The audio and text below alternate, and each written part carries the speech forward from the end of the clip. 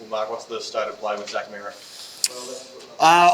With Zack, we haven't had any discussions with Essendon. Basically, he hasn't.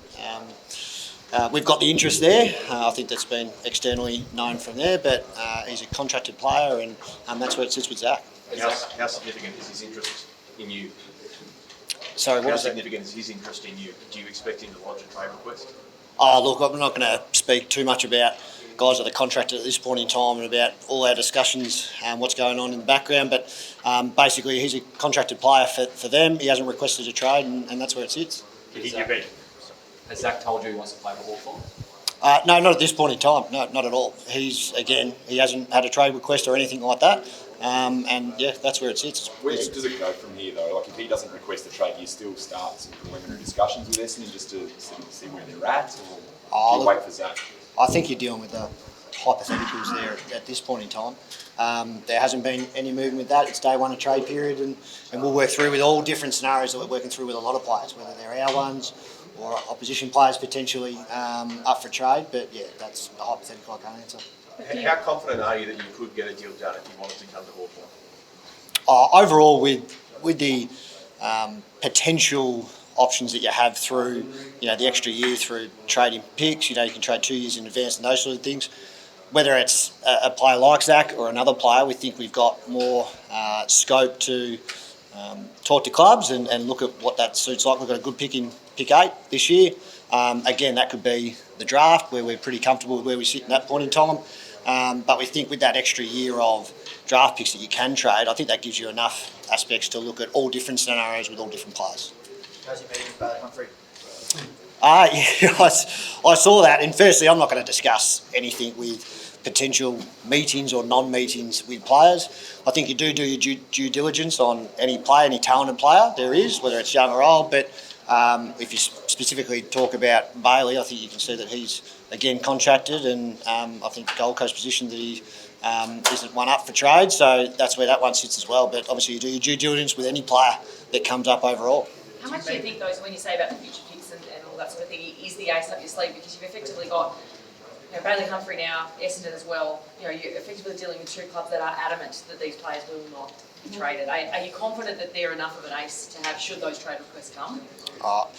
Again, it's hard to go into all those details with the hypotheticals. It is all hypotheticals. I mean, you work through each day as it is. It's first day of trade period at this point in time. I'm sure there's going to be discussions with all different scenarios of our players and our picks and those sort of things. But at this point in time, it's the first day of trade period, and we'll work through when we need to. In general, Mark, what impact do you think having that extra year of future picks will have on the trade period? Are you expecting players to be worth more now? What in general do you think will happen there? It'll be interesting because I think clubs could potentially ask, whether it's us with one of our players, you could ask for more, but really when you think about it, should be the same values of what it has been previously. You just have a bit more scope to actually trade certain picks and look at those drafts, from 2 years. You see the under-16s play this year, and those are draft picks in 2 years' time, and you get a bit more scope on how they look and how those picks are valued. But you would think that clubs may ask, and that could be us as well, or you may ask for more in return. But overall, you'd think that the value should stay around the market value it has for previous years. Would you be willing to trade McKenzie for Zack Merrett? He's a name that's kind of been floated. I think St Kilda had a bit of interest in him as well. I think we've had our position with Cam a few weeks ago where it came up, again, hypotheticals, but we love Cam with what he's doing at the moment. He's only in his 3rd year, and we see Wardy step up in his 4th year, and we expect that from Cam next year. What calibre of player are you using if just he's 2 best and worst for the box LB team of the year this year, obviously just a depth player who couldn't crack into the senior side? Yeah, Jai's been important for us. He's just been very unlucky. His performances, whether it be on the wing or back as a 3rd defender, has been very strong. Like you said, to win the VFL best and fairest twice at his age, at 22 years of age, we understand his exploration to have a look at probably bigger opportunities, and he's expressed that just yesterday with Sydney as the preference. So we'll work through Sydney and see where that looks. Is Zack Butt as a player of interest? I think he's a player of interest to every club at this point in time.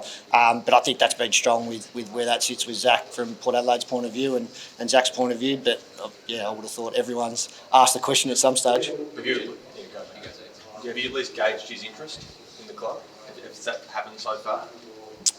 No, in what way? You obviously speak to managers, but we I feel haven't. like he would like to play for Hawthorn if he's. Oh, wouldn't have a clue. That's a bit further down the line. I'm not sure how that looks. His contract will be bought, and that's where he is at this point in time, and we'll see where that goes. But that's not for us. Is there a plan B if you miss out on Zack in terms of a big fish, star midfield or someone like that?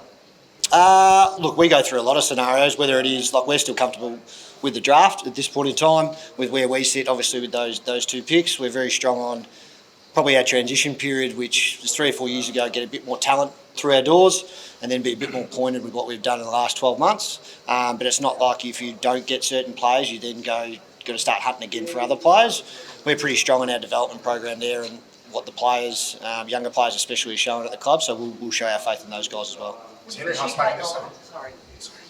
Is Henry Hustmate in the same category as Cam McKenzie, someone who's contracted for 2026 and you still fully expect to buy him for next year? Yeah, definitely. Like, again, he's been unlucky. It's probably him and Cam that played some really good footy at the back end and held us up in the finals for Box Hill. And he's a different type of midfielder with that size and great hands and quality person. He's really developed his game ever since year one from the draft. So, he's a Hawthorn player. I expect him to be here next year. Have you made any Clayton Oliver inquiries after things came to light on Thursday? No, we haven't made any inquiries. Will you? No, I don't think so.